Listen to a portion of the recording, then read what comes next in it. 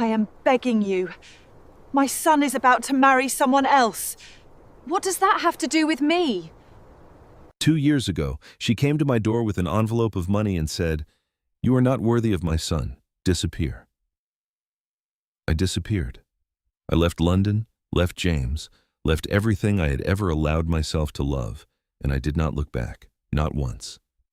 Today, she is standing at my door again. No envelope, no pride, nothing left in her eyes but the look of a woman who is lost. "I'm begging you, my son is about to marry someone else." I study her for a long moment. Then I ask the only question I have left. What does that have to do with me? She does not answer immediately, because we both already know. The library at Ashcroft House smelled of old paper and beeswax candles, which Eleanor Voss had decided, in her first week of employment, was the finest combination of scents in the entirety of England.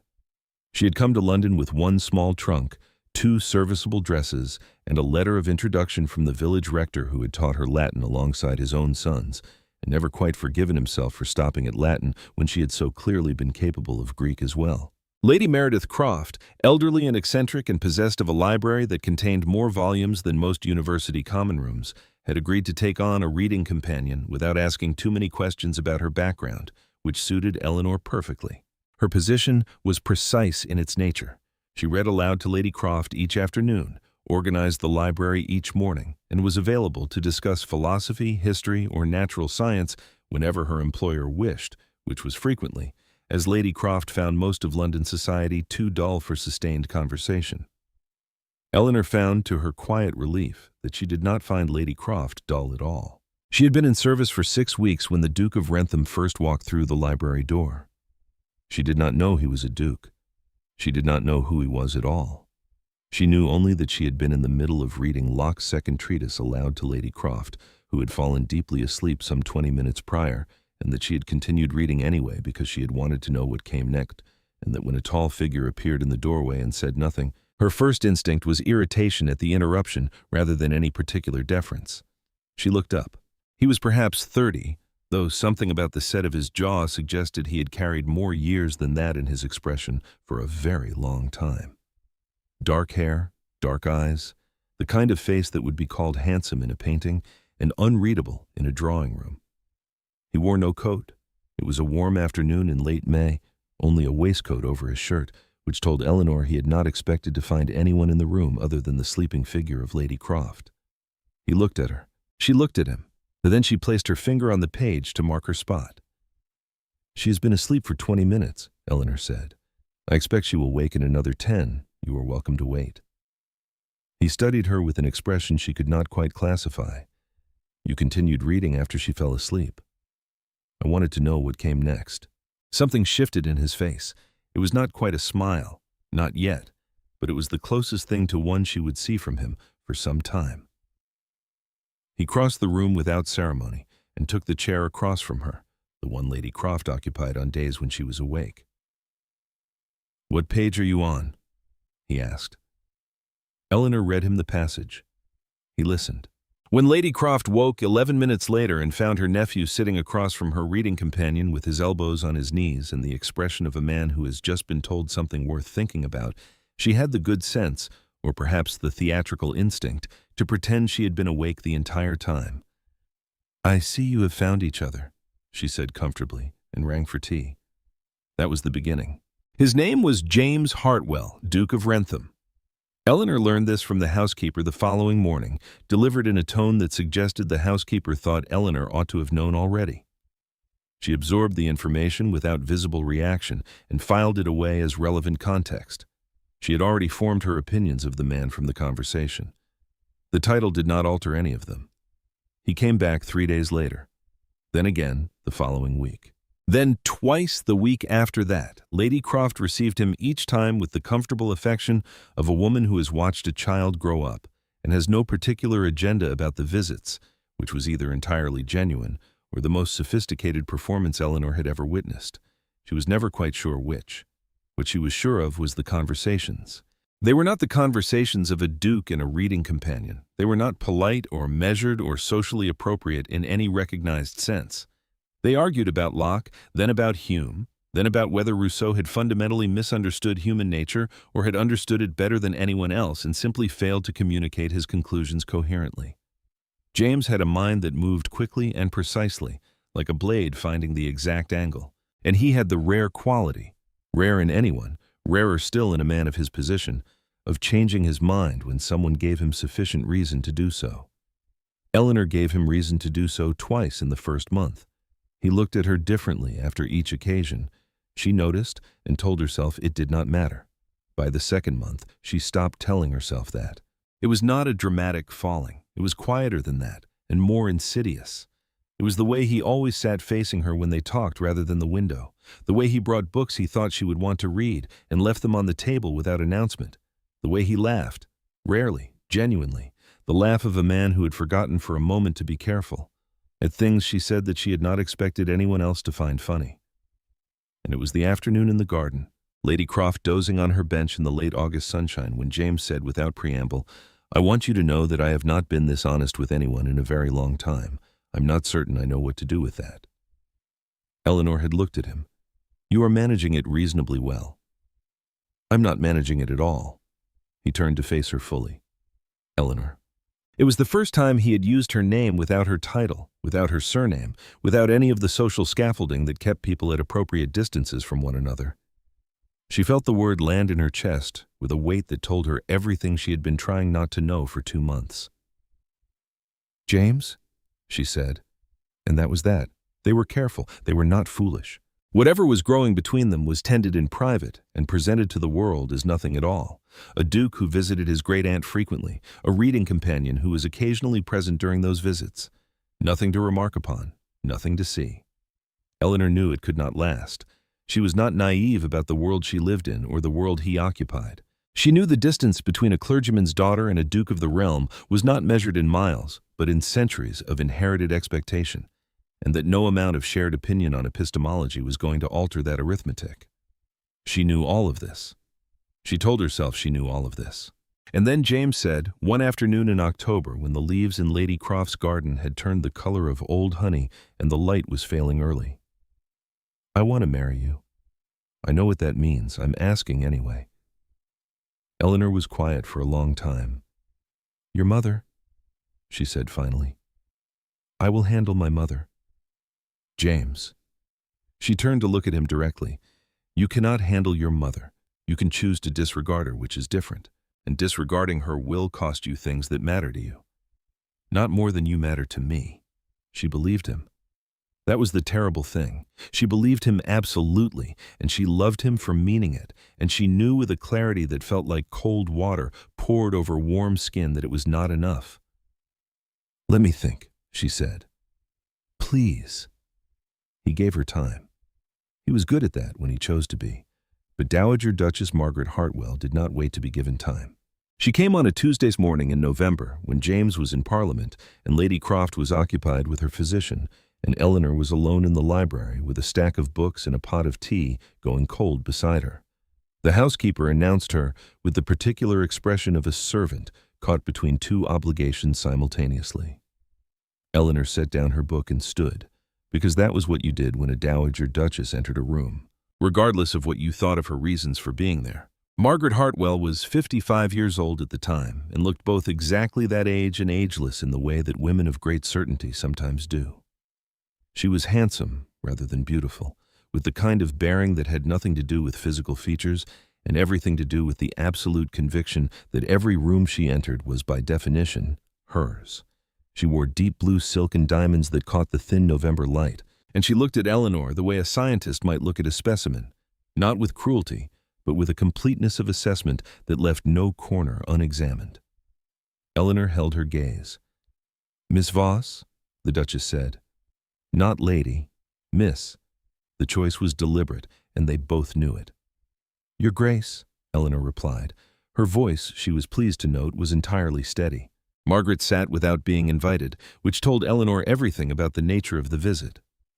Eleanor remained standing for a moment, then sat as well, because she was not going to stand in front of this woman like a student before a headmistress. "I will not pretend to pleasantries," the Duchess said. "I do not think either of us would find them useful. I appreciate that. My son is fond of you. I'm aware of it. I'm also aware that he has, in his characteristically impractical fashion, begun to entertain ideas about this fondness that extend well beyond what is reasonable given his position and yours. Eleanor said nothing. He will tell you he does not care about society's opinion. He will tell you he can manage the consequences. He will tell you these things because he means them and because he is 32 years old and has never yet encountered a situation that his intelligence and his rank together could not eventually navigate. Margaret's voice did not rise. It never rose. It simply became more precise. He does not fully understand what he would be giving up, not yet. He has never had to give anything up. And you believe I understand it better than he does, Eleanor said. I believe you are more realistic than he is. Yes. Eleanor looked at the envelope on the low table between them. It had appeared there so naturally she had not registered it at first. She looked at it now. I'm not going to take that, she said. I thought you might say that. Margaret did not move to retrieve it. Then allow me to speak plainly. If you remain in London, in proximity to my son, one of two things will happen. Either he will pursue this to its conclusion and damage himself in ways that will take years to repair, his alliances in Parliament, his standing with the families whose support he needs for the reform work he cares about, or he will eventually come to understand what it costs and end things of his own accord. And you will have spent months or years waiting for him to reach that conclusion. Neither of these outcomes serves you. Neither of them serves him. A long silence opened in the room. Outside, a cart rattled over the cobblestones.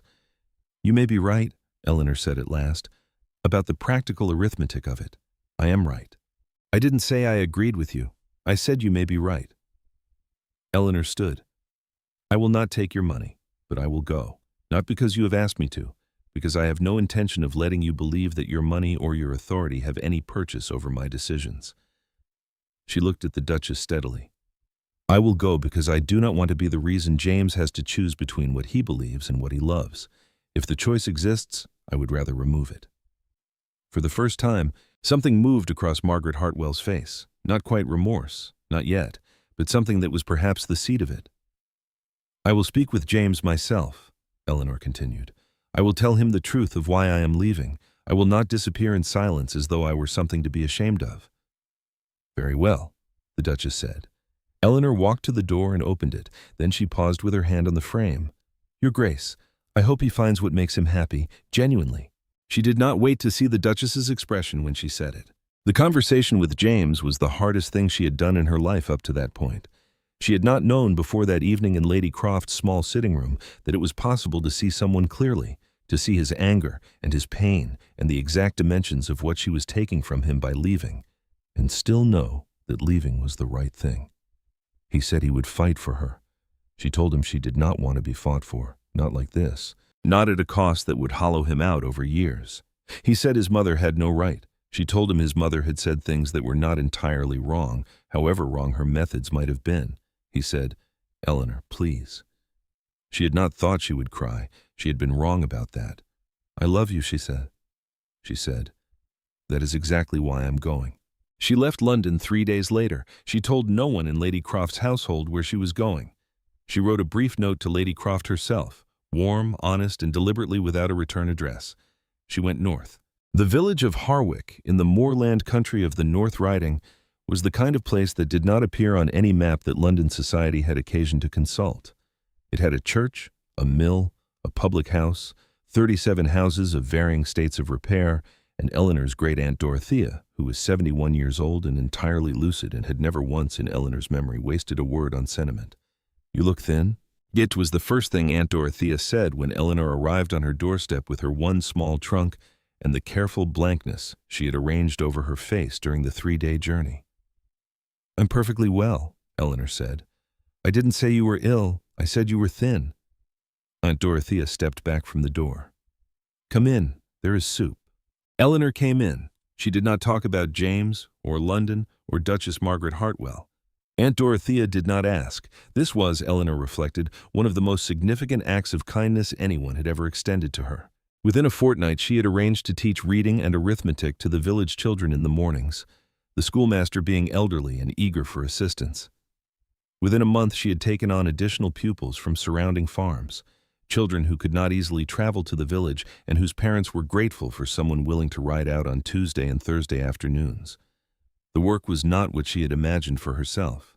She had not, truthfully, imagined any particular future for herself with any clarity, having spent the preceding months in the tentative and suspended state of someone who believes they might be about to be very happy. But the work was real, and the children were real, and the satisfaction of watching a child read a sentence aloud for the first time and feel the particular power of it, that was real too. She placed her feelings about James in a locked room inside herself. She didn't throw away the key. She simply put it somewhere she was not going to find it by accident. She did not know, and would not know for some time, what was happening in London in her absence. What was happening was this.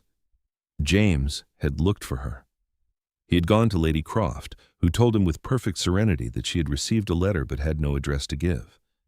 He had made discreet inquiries through the kinds of channels available to a man of his resources without success, because Eleanor had gone somewhere that had not occurred to anyone who knew her, only in her London context.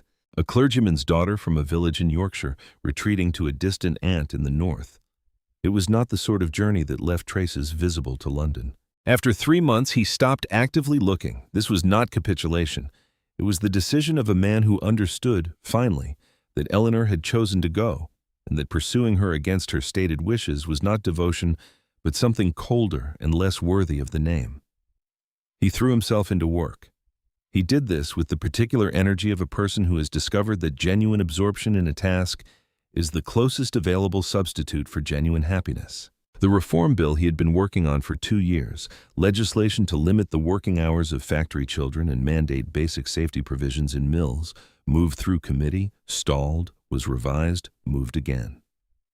He spent long evenings in his study writing correspondence, long days in Parliament managing votes and arguments and the elaborate social arithmetic of convincing men whose financial interests pointed in the wrong direction that their moral interests pointed somewhere else entirely.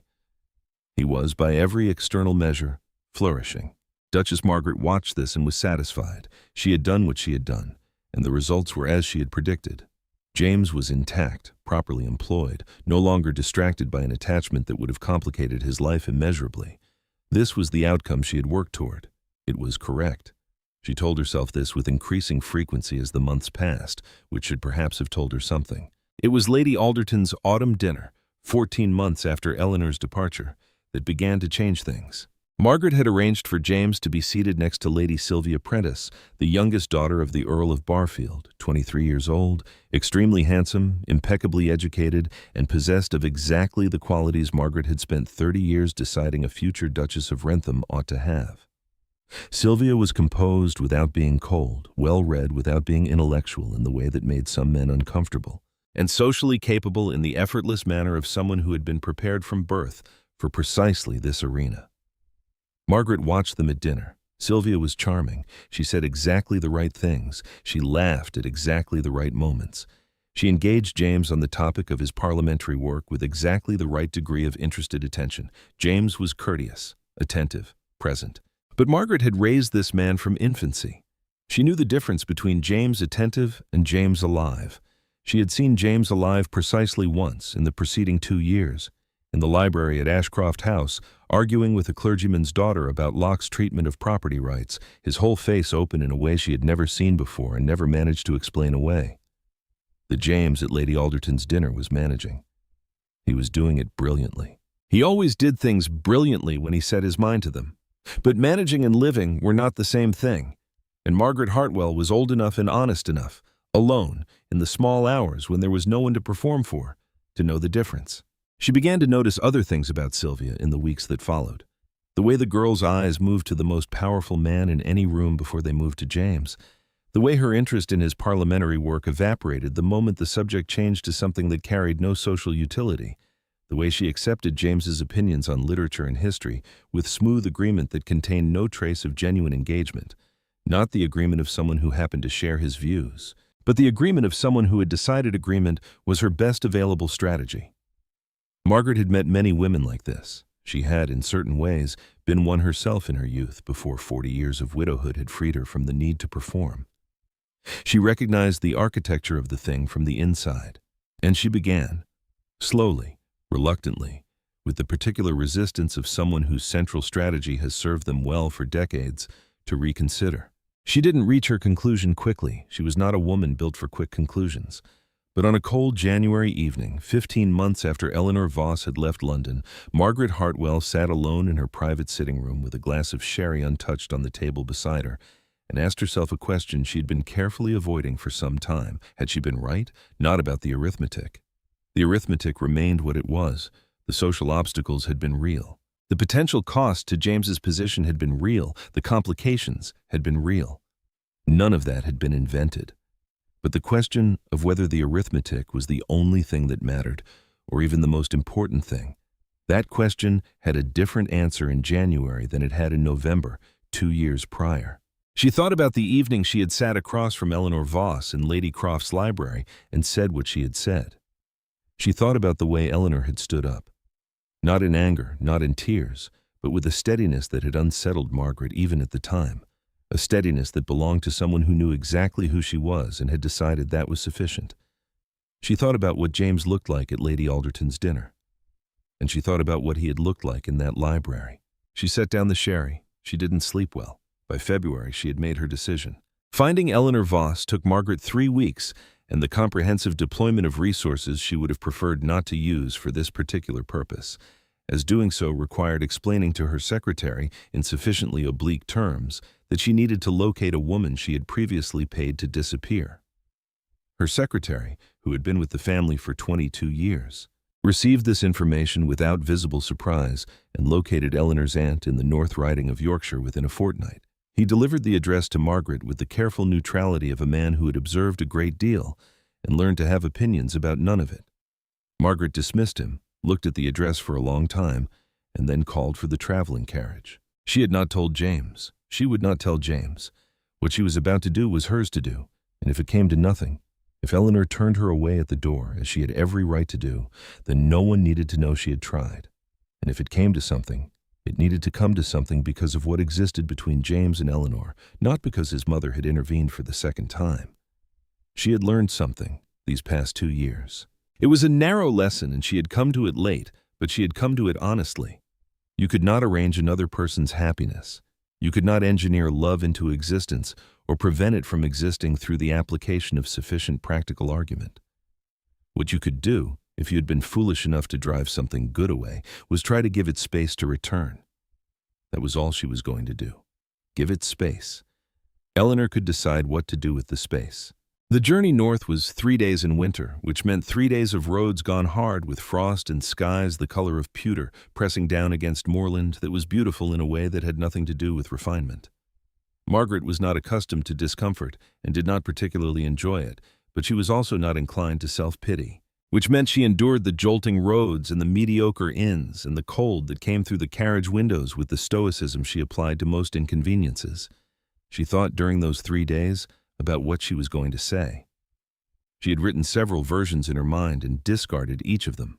They were all, in their different ways, still too much about her reasoning, her justification, her explanation for why she had done what she had done. And she understood, with the slow-burning clarity of someone who had been thinking about a mistake for 15 months, that Eleanor did not owe her an audience for any of that. What Eleanor owed her was nothing. That was the truth of it, and Margaret had decided she was going to begin there. She arrived in Harwick on a Thursday afternoon in late February, when the moorland was bare and gray and the village looked exactly like what it was.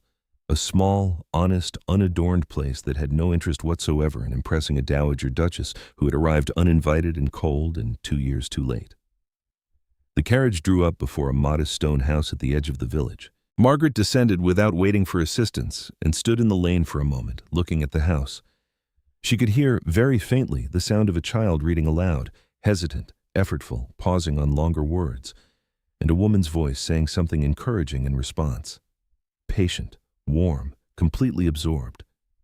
Margaret walked to the door and knocked. A girl of perhaps 8 opened it and looked at her with the uninhibited assessment of a child who has not yet learned that staring is impolite. "Is there a Miss Eleanor Voss in this house?" Margaret asked. "She's teaching," the child said. "You'll have to wait." She was shown into a small sitting room and left there. The room was spare and clean, with a fire that was sufficient, if not lavish, a shelf of books that had been read rather than displayed, and a cushion on the window seat that bore the impression of someone who sat there frequently. Margaret sat in the chair by the fire and waited. She heard the lesson conclude in the next room, a flurry of small voices, a scraping of chairs, and then the sounds of children departing with the particular eagerness of people released from a pleasant obligation. A pause, then footsteps in the hallway. Eleanor appeared in the doorway. She was 26 now. She was wearing a plain gray wool dress, and her dark hair was pinned up simply, with a strand escaped near her left temple. She was thinner than Margaret remembered, and she held herself differently. There was a settledness to her that had not been there before, the settledness of someone who has spent 2 years with no reason to perform for anyone. She looked at Margaret. Margaret looked back. Neither of them spoke for a moment that stretched long enough to have its own particular weight. "Your Grace," Eleanor said finally, in a voice that gave nothing away. "Miss Voss." Margaret paused, and then, with a precision that had cost her 3 days of internal argument, "Eleanor." Eleanor crossed the room and took the chair across from her, the way she had sat across from her in Lady Croft's library 2 years ago. The small familiarity of the gesture landed somewhere in Margaret's chest. "You found me," Eleanor said. "It took some effort." "I intended it to." Eleanor's voice was even. "I left no address. That was deliberate." "I know." Another silence. The fire settled, clicking softly. "Why are you here?" Eleanor asked. Margaret had prepared several versions of this answer and found, now that the moment had arrived, that none of them were sufficient. She looked at this young woman sitting across from her, with her hands folded in her lap and her gray eyes entirely steady, and she said the simplest true thing available. "Because I was wrong, and because I owe you the acknowledgement of it in person." Eleanor was quiet. "Not wrong about the practical difficulties," Margaret continued, "because she was not going to pretend the world was other than it was, even now. Those were real. They remain real. But I was wrong about which things matter most, and I was wrong to use my son's best interest as justification for what was, in its essence, an act of arrogance." She stopped. "I convinced myself I was protecting him. I think I was also protecting myself from the discomfort of a situation I had not anticipated and could not control." "That is honest," Eleanor said. "I'm trying to be." "And James?" Eleanor asked carefully. "Is he well?" Margaret considered how to answer this. "He is successful," she said at last. "His reform bill passed its second reading. He is well regarded in Parliament. He manages his estates competently." She paused. "He is not happy, Eleanor. He has not been happy since you left. He functions at a very high level, which means most people cannot tell the difference, but I can." Eleanor looked at her hands. Something moved across her face, controlled quickly, but not quickly enough. "You said he is about to marry someone," Eleanor said. "Lady Sylvia Prentice. There is no formal announcement yet. The decision is moving toward one." Margaret held Eleanor's gaze. "She is everything I used to think he needed. She is also not the right person for him. And I understand that now in a way I should have understood 2 years ago, that the right person for my son is not a category to be defined by social eligibility, but by whether they make him more fully himself. And you believe I did that. I know you did. I saw it."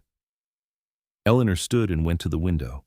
Outside, the moorland stretched away under a sky that was considering whether to snow. She looked at it for a long time. "I need to say something to you," she said finally. "And I need you to understand that I am saying it not to wound you, but because it is true. Go on. You cost me something." Eleanor turned. Her voice was still quiet, but there was nothing uncertain in it. "Not only James. You cost me the ability to trust my own judgment for quite some time. When someone tells you that you are not worthy of the person you love, even if they say it with practical justification, something happens to how you see yourself. I spent the better part of a year carefully dismantling what that phrase had done to me. I want you to know that. I want you to understand the full extent of what the envelope was." Silence. Margaret met her eyes. "I understand," she said, and then, because Eleanor had been honest and the least she could do was match it, "I'm sorry, not as a social formula, as an acknowledgement that what I did caused harm I did not fully account for to someone who did not deserve it. Eleanor held her gaze for a moment longer. Then she looked back at the window. "What are you asking me to do?" she said. "Nothing that you do not choose," Margaret said. "I'm not here to offer arrangements or conditions or envelopes. I am here to tell you that James does not know I am here. He will not know unless you tell him. Whatever happens between you and him, if anything does, that is between you and him, I will not interfere. That is a promise I should have made 2 years ago and did not." Why should I believe that? Because I drove 3 days in winter to a moorland village to say I was wrong, and I am not in the habit of doing things that make me look foolish without sufficient reason. A ghost of something moved through Margaret's eyes. Wry, self-aware, almost but not quite a smile. "And because I have nowhere left to hide behind, Eleanor, I have already shown you the worst of what I am capable of. There is nothing left to manage." The room was very quiet. "I'm not going back to London for you," Eleanor said. "Or for James. If I go back, it will be because I am ready to be there, on my terms, not as a piece in anyone's arrangement. I know. And if I go, and if James and if it is different now, if too much has changed, I need you to understand that there will be no second attempt, no second envelope, no second conversation in a library. I will not do this again." "I understand." Eleanor turned fully from the window and looked at her. Something had shifted in her expression. Not softened exactly, but opened slightly, the way a door shifts when the latch is lifted without yet being pushed. "You may stay the night," Eleanor said. "The roads will be dark in an hour. Aunt Dorothea has a spare room. It is small." "Small is fine," Margaret said. "Dinner is plain." "Plain is fine." Eleanor looked at her for one more moment, with an expression that was not quite forgiveness. Not yet, but was perhaps the recognition that forgiveness was a thing that could eventually exist. "I will tell Aunt Dorothea," she said, and left the room. Margaret sat alone by the fire and allowed herself for the first time in 2 years to feel something other than the cold satisfaction of having made the practical choice. Aunt Dorothea received the information that a Dowager Duchess would be joining them for dinner, and the night with the equanimity of a woman who has seen enough of the world to have stopped being surprised by any of it. "Set another place," she told her housekeeper, and then to Margaret. "You will eat what there is and be grateful. I don't keep London hours, and I don't keep London menus." "I would expect nothing less," Margaret said. Aunt Dorothea looked at her with the direct assessment of someone who has no social position to protect, and therefore nothing to lose by honest observation. "You're the one who sent her away," she said. "Yes. And now you've come to undo it."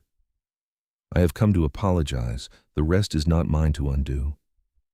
Aunt Dorothea looked at her a moment longer. She said, which seemed to contain a quantity of information, and went to supervise the kitchen. Dinner was lamb stew and bread and a very good sharp cheese and a bottle of wine that was better than the setting would have suggested. Eleanor sat across from Margaret, and Aunt Dorothea sat at the head of the table with the authority of someone who would remain at the head of any table she occupied, regardless of whoever else was present. They talked, not about James, not about London, not about any of the things that had brought Margaret north. They talked about the village, about Eleanor's pupils, about a problem with the schoolmaster's Latin texts that Eleanor had been working to correct. Aunt Dorothea contributed opinions on the state of northern roads, the declining quality of certain newspapers, and the general failure of the present generation to read enough history. Margaret, who had not had a dinner conversation with this quality of frankness in some time, found herself responding in kind, more directly than she typically spoke in London, where every sentence was weighted for its social implications. "You have a sharp mind," Aunt Dorothea told her at one point. "Thank you. I'm not complimenting you. I am observing that women with sharp minds who live in positions of social power often mistake the sharpness for wisdom. They are not the same thing." A small silence, then, "No," Margaret agreed. "They are not." Eleanor said nothing, but across the table, her expression shifted slightly.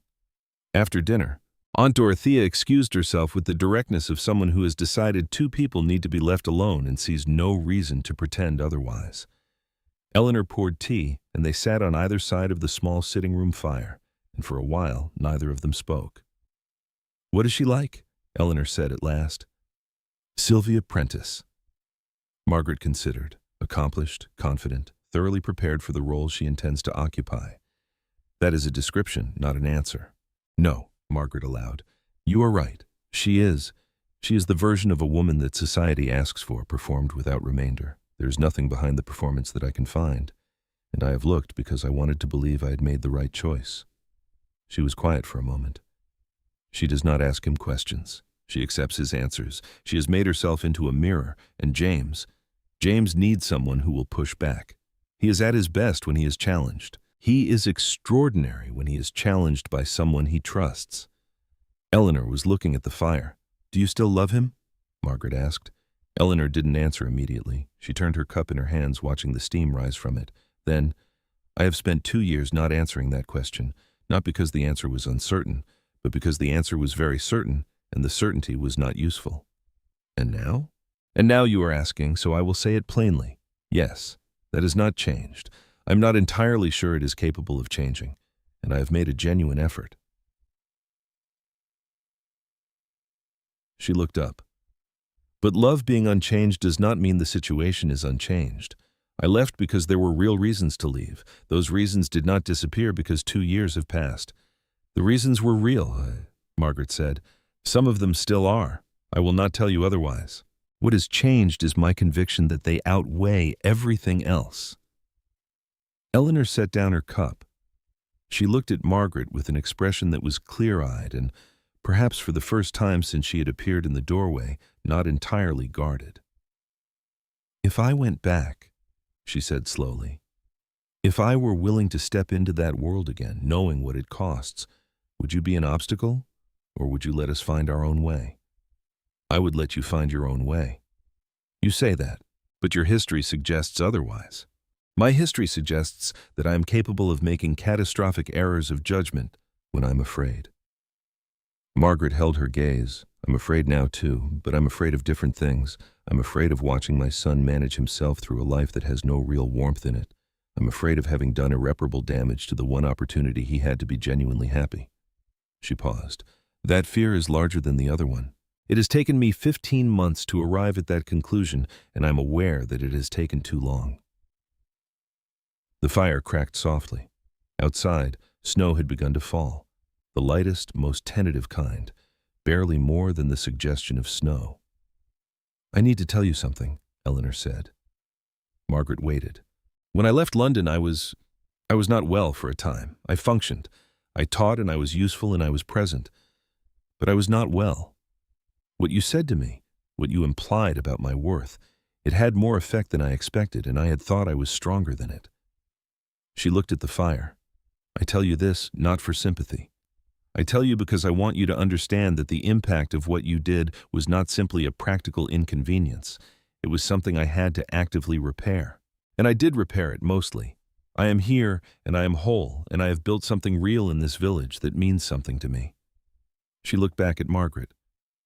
"I'm not broken. I want you to know that." "I can see that you are not," Margaret said quietly. "Good."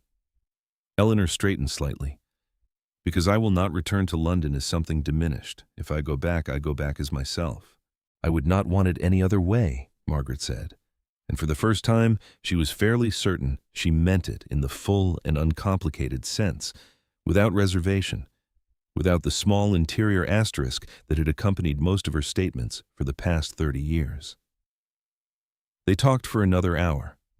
Not about James or the future or any particular plan. They talked about books, and about what Eleanor had learned in 2 years of teaching children who had no reason to pretend they understood something when they did not. They talked about what Margaret had learned in considerably more years, about the difference between the life you perform and the life you actually inhabit.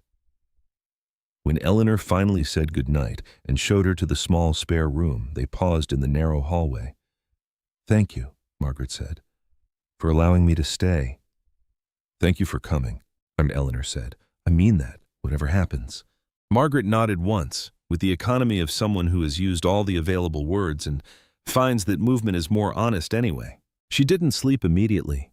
She lay in her own room, in the narrow bed she had slept in for 2 years, listening to the particular silence of a moorland night, the kind of silence that has weight and texture, that is not merely the absence of London sounds but a positive presence of its own.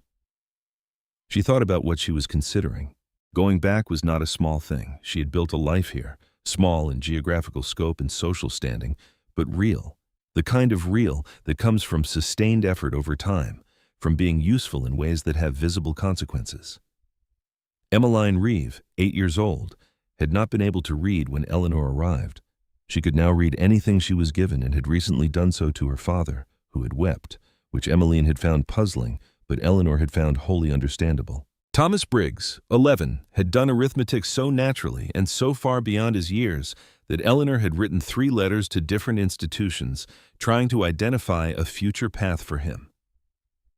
Peter Alderton had stopped hitting his younger brother during lessons, which had required 3 months of patient recalibration and represented, Eleanor felt, one of her more significant professional achievements.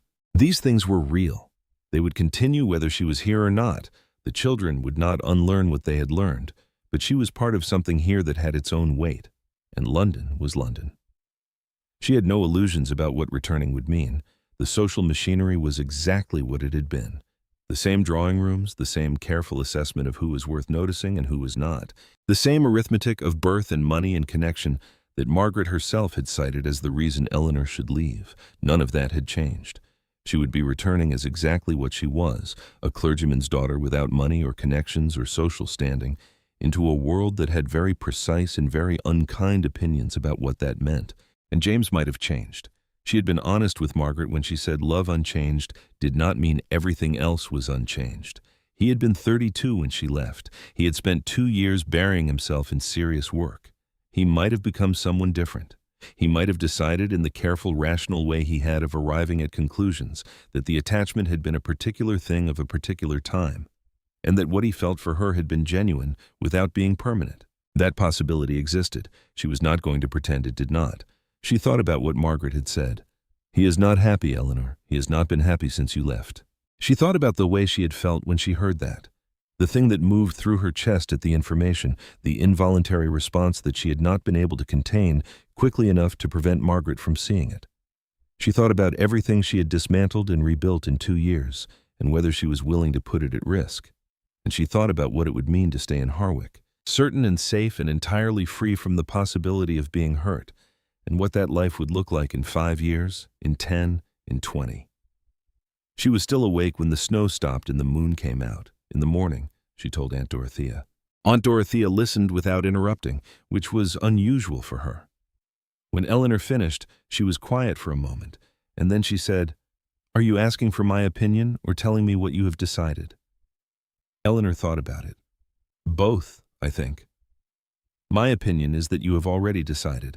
The question of whether it is wise is separate from the question of whether it is what you want, and you already know the answer to that one." Aunt Dorothea looked at her steadily. "You are not a person who does things that are merely safe, Eleanor. You never have been. If you stay here because you are frightened of being hurt again, that will eat at you. And if I go back and it goes badly, then you will come back here and continue the work, and you will know that you did not choose a small life out of fear." Aunt Dorothea poured tea with the decisiveness of someone who has concluded a conversation. "Tell the Duchess to have the carriage ready by 10. You will need to pack." Eleanor looked at her. "You could have spent the past 2 years telling me to go back." "You are not ready to go back. Now you are." Aunt Dorothea set down the teapot. "Also, I wanted to meet the woman who sent you away. I needed to decide whether she was worth forgiving before you did something you could not undo." Eleanor stared at her. "And?" "She is more complicated than her actions suggest, which means she is capable of something better than what she did." Aunt Dorothea met her eyes. "That is the most I will say. The rest is your business." Eleanor thought, not for the first time and certainly not for the last, that Aunt Dorothea was one of the finest people she had ever known. She went to tell Margaret that she would be traveling south. They rode south together without much conversation, which suited them both. It was not the uncomfortable silence of people who have nothing to say or too much to say, and no way to begin it. It was the silence of two people who have understood something about each other and do not need to cover the understanding with words. Eleanor read during the days. Margaret did correspondence. They took meals at inns and occasionally exchanged observations about the landscape or the state of the roads. And the observations had the quality of real comments made by people who were speaking to each other without a particular agenda. On the second evening, at an inn somewhere in Lincolnshire, over a dinner that was marginally better than the previous nights, Margaret said, "What will you do when we arrive?" Eleanor considered. "Visit Lady Croft. She has written to me several times. I owe her a visit on its own merits." She paused. "I will not seek James out. If we meet, we meet. He visits Lady Croft. I know." Eleanor looked at her directly. "I am not arranging an encounter. I'm going to the place where the people I care about are, and I am going to be there as myself, and whatever happens will happen." Margaret nodded. "I will not arrange anything either. You have my word." "I know." Eleanor picked up her fork. "That is why I'm in this carriage." There was a moment of something. Not warmth exactly, not yet, but the possibility of it. The outline of a relationship that might eventually be something other than what it had been. "You managed admirably in that village," Margaret said. "I had good reason to." "No, I mean, you were good at it. The teaching, the work." Margaret set down her wine. "I had not considered, when I thought about what you were, what you might do with yourself if left to it." "People rarely do," Eleanor said. "That is more or less the entire problem with the position I occupy socially." "Yes." On a pause. "I understand that better now than I did." London arrived in stages. The familiar sounds, the smell of coal smoke in the river, the increasing density of buildings pressing in around the road. Eleanor looked out the window and felt the particular complex sensation of returning to a place that had meant both very good things and very painful ones. She was ready, or near enough to ready that the difference would only become apparent once she was actually in it. Margaret set her down at an address she had found for Eleanor. Decent lodgings in a respectable neighborhood, arranged through channels that would not appear to have anything to do with the Hartwell family. Clean, modest, perfectly adequate. Standing on the step with her trunk being carried in, Eleanor turned. "Thank you," she said. "You do not need to." "I know I do not need to. I am choosing to." Eleanor held her gaze. "You came to find me. You could have let it alone. I want you to know that I am aware that it cost you something." Margaret looked at her steadily. "It cost me less than it should have," she said. "Given what it cost you." They stood for a moment. Then Eleanor nodded once, turned, and went inside. Lady Croft received Eleanor with the uncomplicated delight of someone who has been waiting patiently and is pleased to have been proven right to wait. "You look better than you did," she said, embracing Eleanor with surprising strength for a woman of 73. "The North suits people, or at least it suited you. Come in. The library has missed you." The library had not physically changed, but it felt different, larger, or perhaps Eleanor's sense of it had changed. She stood in the doorway for a moment and let it settle around her, the smell of it, the quality of the light through the tall windows, the familiar tilt of certain spines on certain shelves. "How long are you in London?" Lady Croft asked from the doorway behind her. "I'm not certain. I thought I would stay a while and see." "Sensible." Lady Croft settled into her customary chair. "James visited last week. He mentioned Parliament and a bill about river navigation. I fell asleep twice." Eleanor felt something move through her that she did not allow to move too visibly. "Is he well?" "He is too thin and he works too much, and he has the expression of a man who has been carrying something heavy for too long." Lady Croft looked at her without pretense. "I expect you knew he would still come here." "I thought it likely." "Good. Then we understand each other." Lady Croft picked up her book. "Read to me. I have been stuck in the middle of this chapter for 6 days. Because my other reader mispronounces every other word and it destroys the rhythm entirely." Eleanor sat down, found the page, and began. She was in the middle of a particularly good paragraph. 4 days later, when she heard footsteps in the hall, familiar footsteps, though she would not have been able to say how she recognized them, and the sound of the housekeeper saying something, and a voice responding. Lady Croft's eyes moved to the door. Eleanor kept reading. Her voice did not change. The door opened. She finished the sentence she was on, because stopping mid-sentence would have been inelegant, and placed her finger on the page and looked up. James was standing in the doorway. He was not as she had last seen him. He was the same, she thought, and entirely different. The same face, the same dark eyes, the same set of jaw that was too careful by habit. But the years had done something to him that she had not expected, not aged him in any diminishing way, but clarified him. The way prolonged pressure clarifies something. He was more entirely himself than he had been at 32. There was less performance in him. He looked at her as though he had been struck.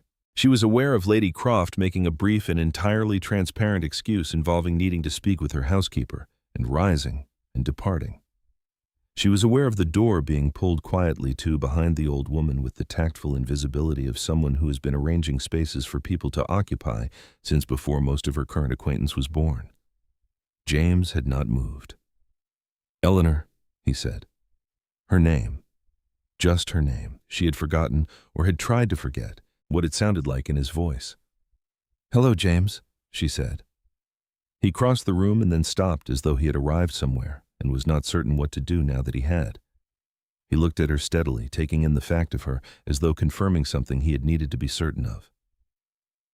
"When did you come back?" he asked. 4 days ago."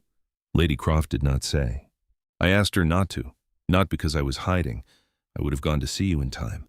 I just needed," she searched for the word, "a few days to be here first, without announcement."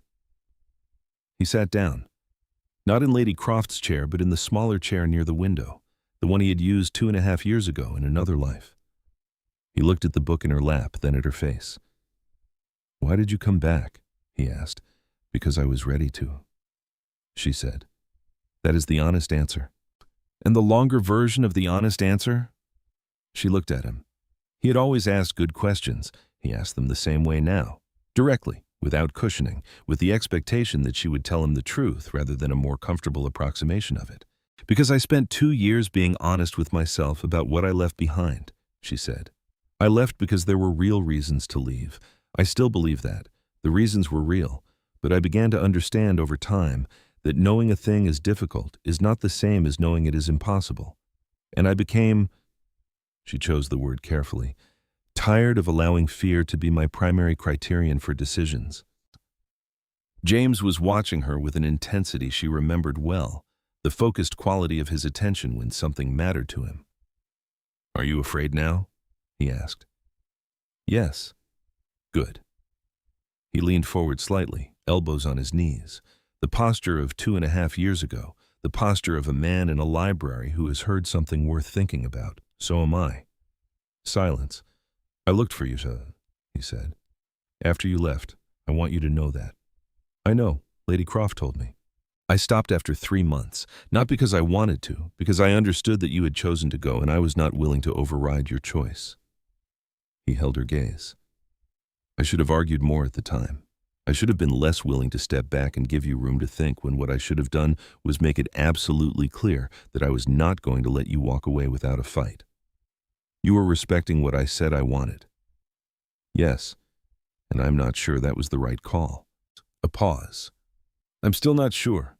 I think we were both trying to be too careful, and the result of too much care was 2 years. Eleanor felt something in her chest that was not quite pain and not quite relief, but something between them. "What about Sylvia Prentice?" she said. James's expression shifted, not guiltily, but in the way of someone addressing something that requires honesty and is prepared to be honest about it.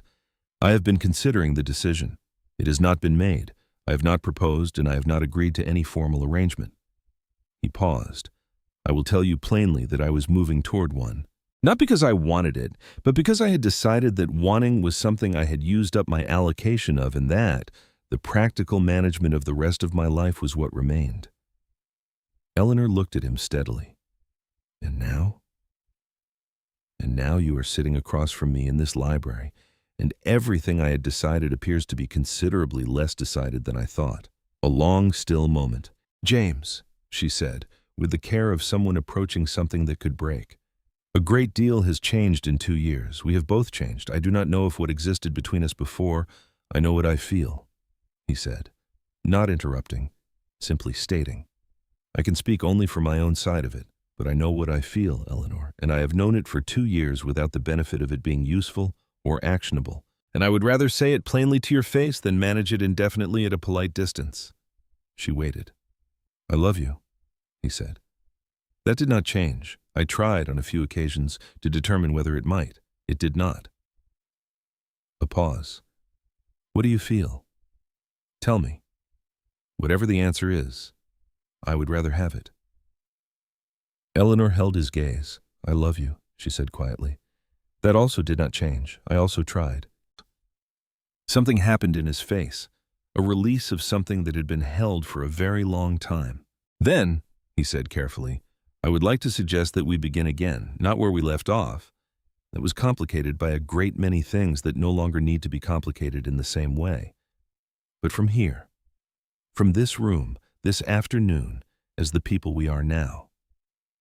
And your mother? Eleanor said. My mother and I have had several years of an excellent working relationship based largely on her not interfering in my personal life and my not requiring her to. He paused. Though I suspect she knows more about your return than she has indicated, since her manner over the past week has been oddly settled for a woman who normally vibrates with subtext. Eleanor said nothing about the carriage or the spare room in Harwick. That was between her and Margaret. I will meet your mother on my terms, she said. Not as a candidate or a consideration, as someone you have chosen to include. Those are my terms as well. She looked at him for a long moment. This man, who was different and the same, who had spent 2 years being excellent at his work and hollow in himself, who was sitting across from her in a library with the same expression he had worn when she told him he had not read far enough into the lock. All right, she said. We begin again. It was not simple. She had not expected it to be simple. Society noticed immediately, because society always notices, and its notices are rarely charitable. The Dowager Duchess of Wrentham's son, it was whispered, who had nearly been expected to offer for Lady Sylvia Prentice, had been seen visiting Lady Croft's house with conspicuous regularity, and there was a woman there, and the woman was nobody in particular, and the whole thing had a faintly irregular quality that the drawing rooms of London found irresistible. Lady Sylvia received the withdrawal of James's tentative attentions with a composure that suggested she had seen this particular development coming, or had something else in her arrangements. Eleanor felt a faint retrospective guilt about it that James gently and firmly took from her. She is not heartbroken, he said. She is recalculating. Those are different things. You cannot know that. I know that when I told her I would not be continuing to call, she asked 3 practical questions about the announcement and then changed the subject. She is fine, Eleanor.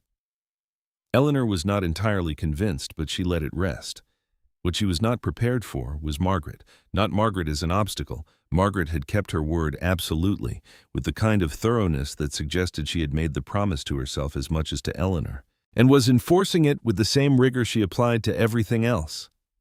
What Eleanor was not prepared for was the experience of being in the same room as Margaret Hartwell, and finding the experience increasingly not unpleasant. She had expected to manage it. She had expected to be civil and controlled and to perform a kind of watchful neutrality for however long was required. What she had not expected was that Margaret, over the course of several weeks of dinners and teas and the inevitable social occasions that came with being attached to a duke's social calendar, would continue to behave as she had behaved in that spare room in Harwick, honestly, directly, without performance. It was not warmth, not yet. But it was something that might eventually become warmth if both of them were willing to let it. The occasion that shifted things was a dinner at the Cavendish house in February, 3 months after Eleanor's return, when a guest, a baronet's wife, with the particular combination of social confidence and limited imagination that makes a person say unkind things without registering them as unkind, made a remark in Eleanor's hearing about the peculiarity of finding a reading companion at a duchess's dinner table. Eleanor heard it. She felt the old hot response move through her, the response she had spent 2 years learning to manage, and she breathed. Before she could decide how to respond, Margaret had turned to the baronet's wife with an expression that was entirely pleasant and entirely lethal, and said, Miss Voss was my son's first choice and has remained so through considerable inconvenience. I believe that makes her precisely the sort of person worth having at my table. You were saying something about the opera? The baronet's wife said something about the opera. Eleanor looked at Margaret across the table. Margaret met her eyes very briefly, and the look contained something complicated and clear all at once. That evening, when the other guests had gone and James had stepped out to speak with his secretary, Eleanor found Margaret alone in the small sitting room. "Thank you," she said, "for earlier. It was nothing." "It was not nothing. You did not have to." "I did have to," Margaret said. And for the first time she sounded tired in the way of someone who has been carrying something for a long time and is only now beginning to set it down. "I spent 2 years hearing you not spoken of in this house, because speaking of you would have required acknowledging what I had done. I would like to spend the remaining years correcting the balance, where possible." Eleanor looked at her. "I will never be your mother," Margaret said quietly. "I am aware of that. I do not ask for it. But I would like, if it is acceptable to you, to be someone you can be honest with, in the way you were in that village. That quality of honesty is rare, and I was an idiot not to recognize it the first time." A long pause. "It is acceptable to me," Eleanor said. Margaret nodded once. Then, "James is going to propose, probably this week. I have observed the signs." She met Eleanor's eyes. "Whatever you decide, it is entirely between you and him. I offer that information only so you are not taken by surprise in a moment that ought to belong entirely to you." Eleanor thought about the last time Margaret had offered information designed to affect a decision of Eleanor's. She thought about the spare room in Harwick. She thought about this dinner table this evening. "Thank you," she said. "You are welcome," Margaret said simply, and reached for her embroidery. James chose the library. She had known he would. He was a man who understood that certain things should happen in the right places, and the library at Ashcroft House was the right place in ways that transcended the merely sentimental. It was where they had begun, and where they had most fully been themselves, and where 2.5 years ago they had first said each other's names without their surnames attached. It was a Tuesday afternoon in early March. The light through the tall windows had the quality of early spring, still thin, but with a warmth beginning in it that had not been present in the winter. Lady Croft had excused herself with a transparency so complete it was almost a formal announcement, and Eleanor and James were alone among the books. He was not nervous precisely. He was concentrated, in the way he was concentrated when he cared about getting something exactly right. "I want to say something before I ask the question," he said. "I want to say it so that you know it, and so that it is part of what you are answering when you answer." She waited. "I know what this will cost you. In social terms, in the way you will be regarded by people whose opinion should not matter and does anyway, in the effort it will take to occupy the position. I'm not asking you to pretend that those costs are trivial, or that love is sufficient to make them irrelevant." He held her gaze. "I'm asking because I believe we are both capable of being more fully ourselves together than apart, and because I have tried being apart and I know what it produces. And because I love you, Eleanor, in the specific way that means I want your particular mind and your particular honesty and your particular way of being in the world beside me for the rest of my life." She looked at him. "Also," he said, with the ghost of the rarest thing, his real smile, the one that was not managed, "you are the only person I have ever met who read to a sleeping woman and did not stop when the woman fell asleep, and I have never entirely recovered from that." Eleanor felt something in her chest open in a way that she had spent 2 years carefully holding closed. "James," she said. "Yes." "Ask the question." He asked it. She said yes. He kissed her once. With the particular quality of someone doing something they have been waiting a long time to do and are finally allowing themselves to do it properly. Then he put his forehead against hers, and they stayed like that for a moment, in the quiet of the library with the spring light coming through the windows. "Your mother told me you were going to propose," she said against his shoulder. He was briefly silent. Then, "Of course she did. She told me so I would not be surprised. She was careful about it." Another pause. "Are you going to tell me what else she told you? Over the course of what has clearly been a developing association that I have not been fully informed of?" "Eventually," Eleanor said, "when the time is right." He pulled back to look at her. She met his eyes, and something passed between them that was not quite a smile and not quite an acknowledgement, but contained both. "She went to find you." he said quietly. It was not a question. Yes. She drove to Yorkshire in February. Yes. He looked at Eleanor for a long moment. Something moved through his expression that was complicated.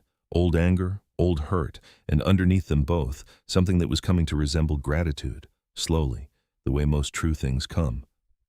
And you are here, he said. I am here. Because of her, or in spite of her. Eleanor thought about the spare room in Harwick, and the dinner table in London, and the evening with the baronet's wife. Because of her, in the end, she said, though the beginning was a great deal more complicated. He was quiet for a moment. Then, she has never driven to Yorkshire for anything. I'm aware. He took her hand, held it, looked at the ring that was not yet there but would be.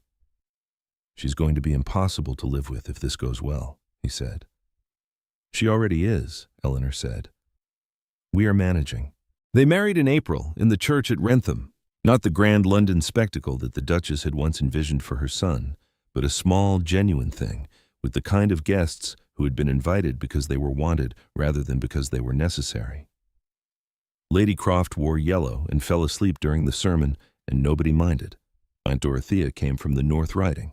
She sat in the third pew with the upright posture of someone who has decided that this outcome has been arrived at correctly, against odds that she is not going to enumerate publicly.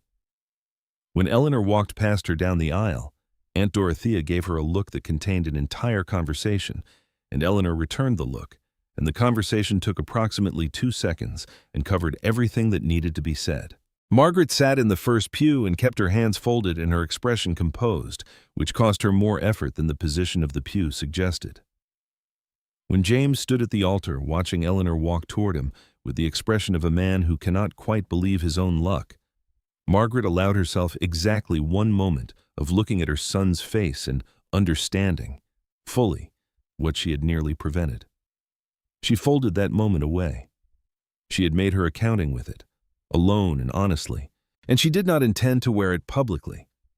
What she intended was to be useful in ways that did not involve interference, to visit when invited, to hold her tongue when it was the right thing to hold, and to be, over time, someone her son's wife might one day describe as family.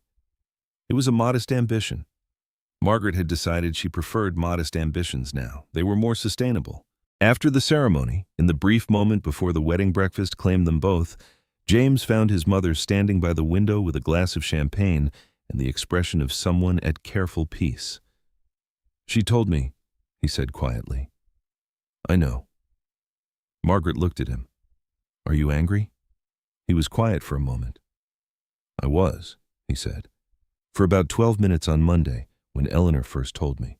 Then I thought about what it meant that you went and what it means that she came back, and the anger was less useful than the other thing. What other thing? James looked at his mother steadily. You drove to Yorkshire in February. Yes. That is not a small thing. No, Margaret agreed. It was not. A pause.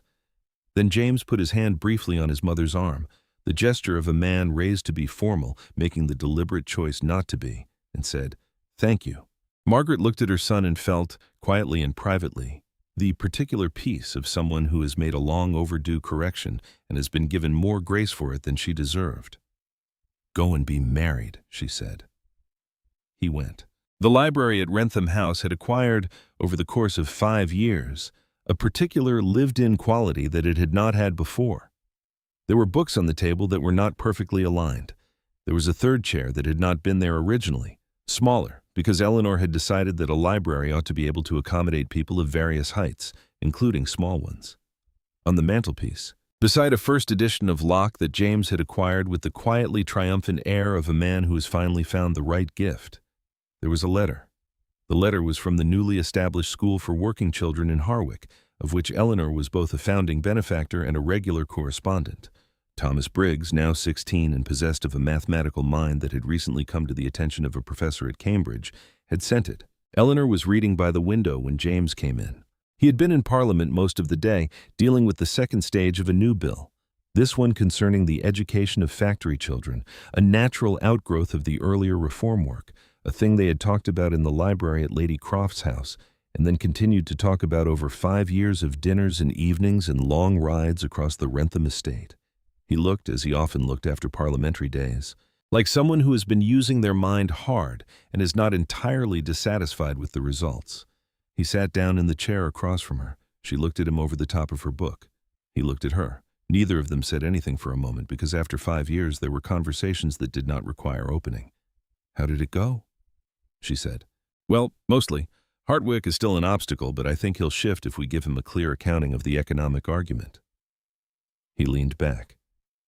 "I had a letter from the Wrentham School this afternoon. The new reading room is apparently almost finished."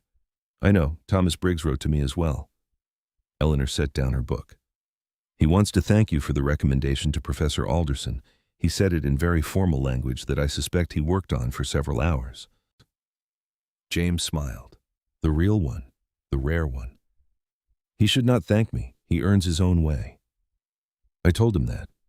He thanked me for telling him that, also very formally. They were quiet for a moment in the pleasant way of people who have learned that silence shared is something other than absence. "Mother is coming to dinner Friday," James said. "I know, she wrote me. She writes you now. She has for about 2 years. Eleanor looked at him mildly. "Is that strange for you?" He thought about it honestly, which was the only way he thought about things. "Stranger than I expected, less strange than it should probably be." He paused.